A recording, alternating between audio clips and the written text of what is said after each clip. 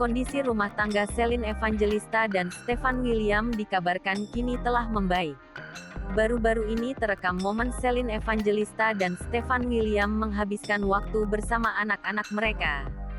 Kemarin, Minggu, tanggal 16 Mei tahun 2021. Celine Evangelista kompak dengan Stefan William mengajak anak-anaknya jalan-jalan di pusat perbelanjaan.